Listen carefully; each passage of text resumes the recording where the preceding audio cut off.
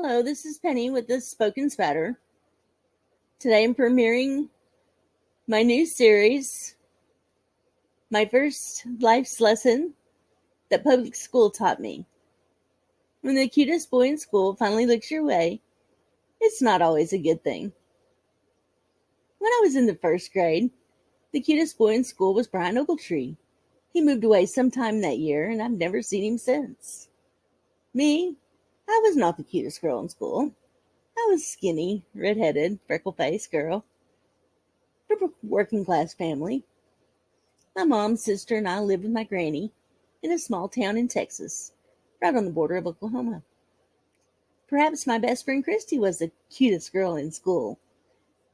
She really was a cute girl, and sweet as can be. And that actually makes a lot of sense now that I think about it. Now, this was 1976. My classmates and I were 6, 7 years old. Our playground was a black tar gravel asphalt. I kid you not. I remember a playhouse with a wide metal slide, a few character spring bouncy seats, a wooden merry-go-round, 3 seesaws, and there were swings out by the fence. The kindergarten through second graders were the only students to use this area. It was a good-sized school district due to an Air Force base nearby whose students would merge with us at grade 6. So I guess we weren't the stereotypical small town of only 1,100. So students did come and go quite a bit. I do, however, have many friends that I started preschool with all the way up to high school, graduated in 1989, and many in between. We host alumni reunions. Some of us are even very active in each other's lives today. I'm blessed to have been and continue to be a part of such a wonderful community. Now, if you wanted to turn on any particular item on the playground on any given day, you had to run as soon as recess let out, or you might not get a turn. It didn't always work out in our favor, let me tell you. Now, for a little side note, I'll tell you, I can tell you this from experience. You never have really experienced a scabbed knee until you have tripped and fallen on the likes of these. It was rough, hot, sticky, uneven. It was inevitable. I spent practically my entire childhood with one or more scabbed up knees, elbows, chins, and shins.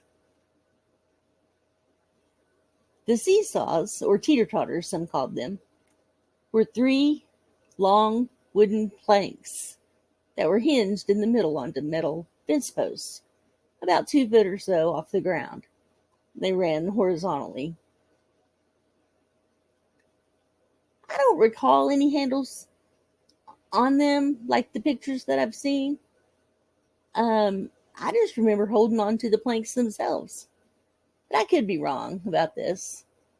Maybe this particular set did. I don't remember. Anyway,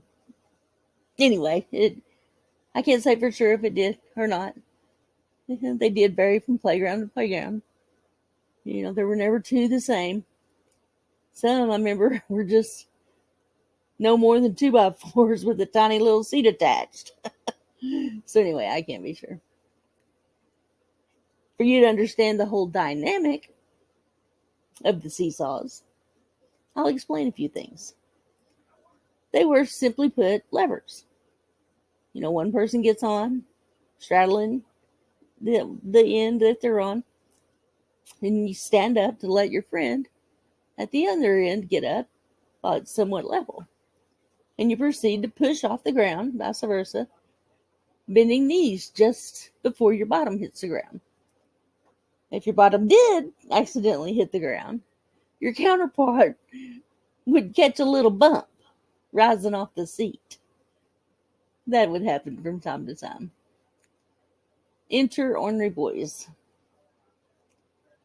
Now, that's what would make this activity quite terrifying and exciting at the same time.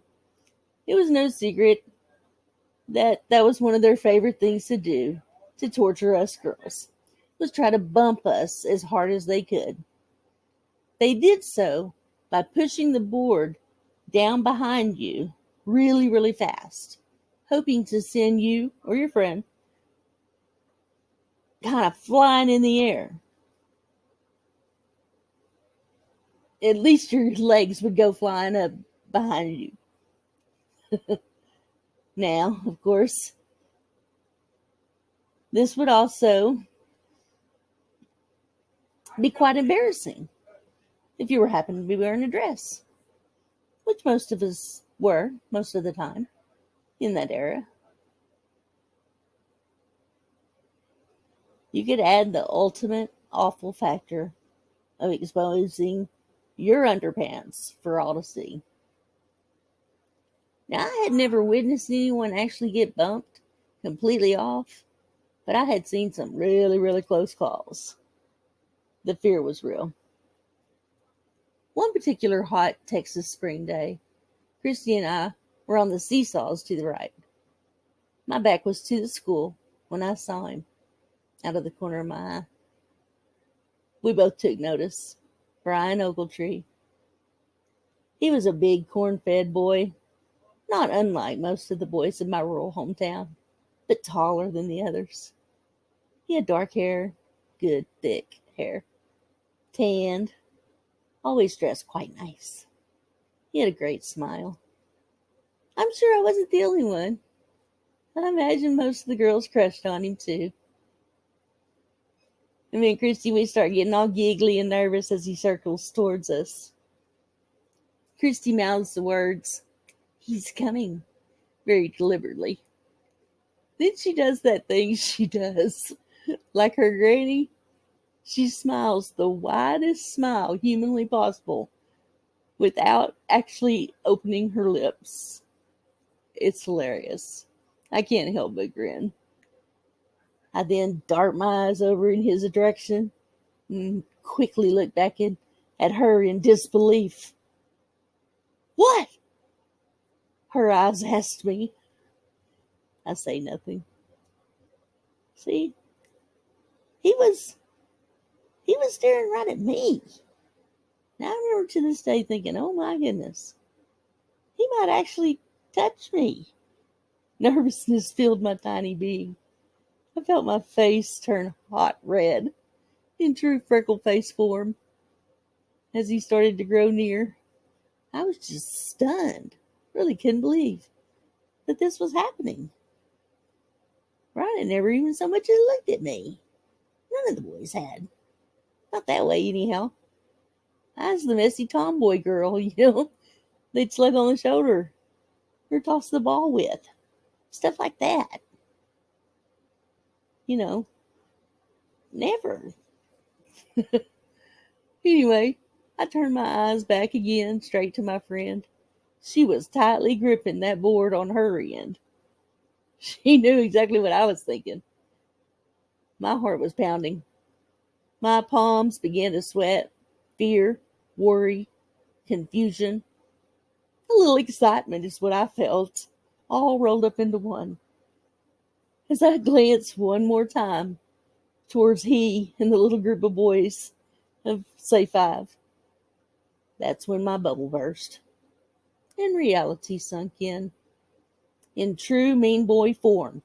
He and 2 of those strong boys quickly turned, just as Christy started to descend. They moved fast, but away from me and over to her end.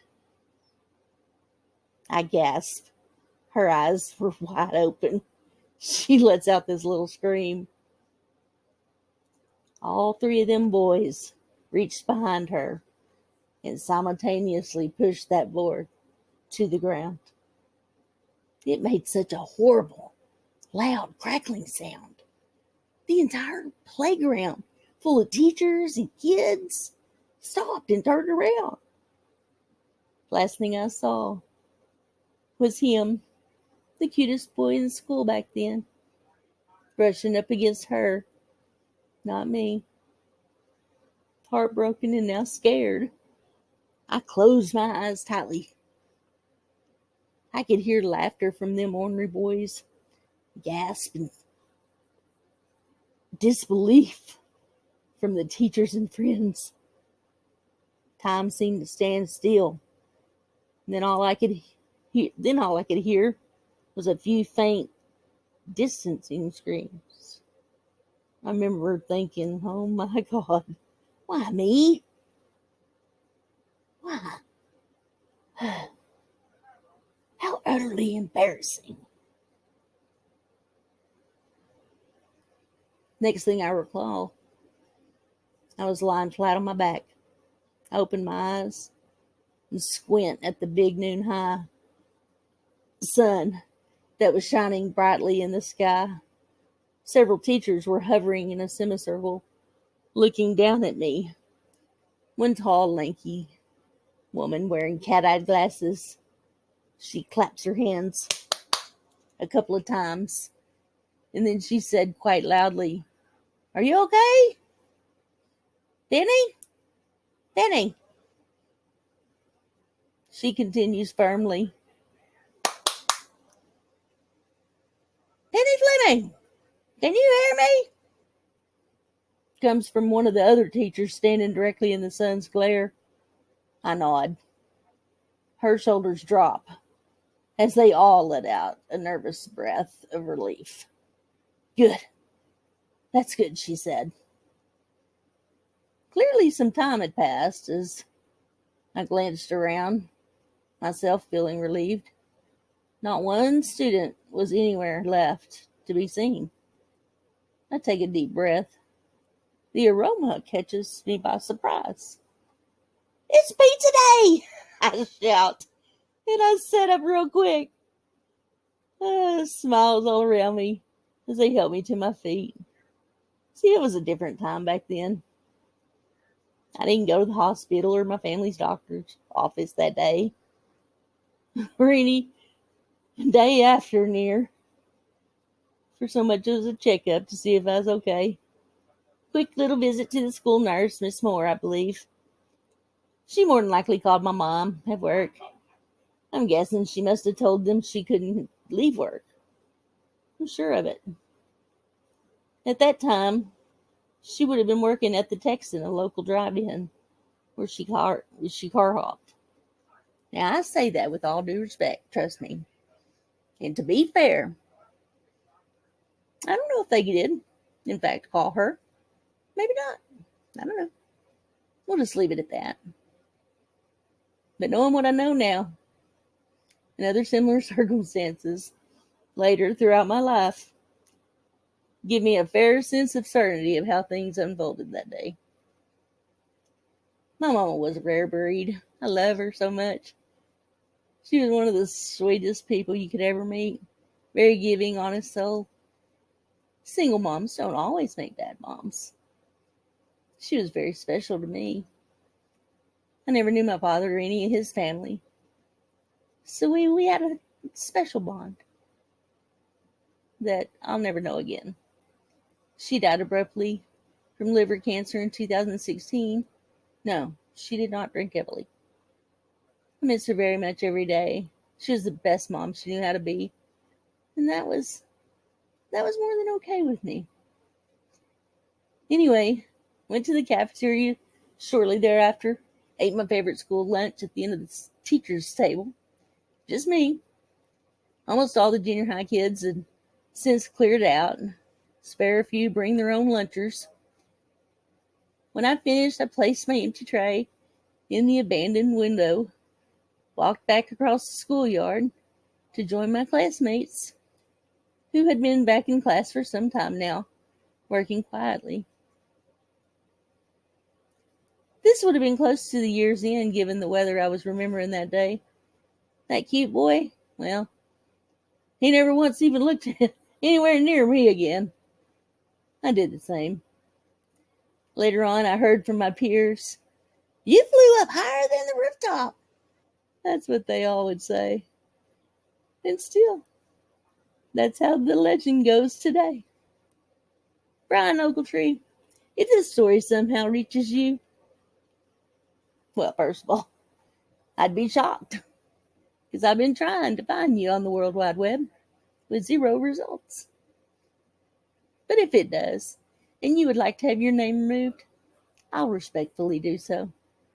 I really hope you and them other boys didn't get in too much trouble that day. And I hope you don't mind me telling the story 45 plus years in this world that we share today. I was never even mad, honestly. I was grateful the teacher didn't make such a big ordeal about it. I remember praying I wouldn't have to face you. I know y'all didn't mean any harm. Boys will be boys, right? I wasn't seriously injured, just my pride. I was just bumped, blacked out cold by the cutest boy in school.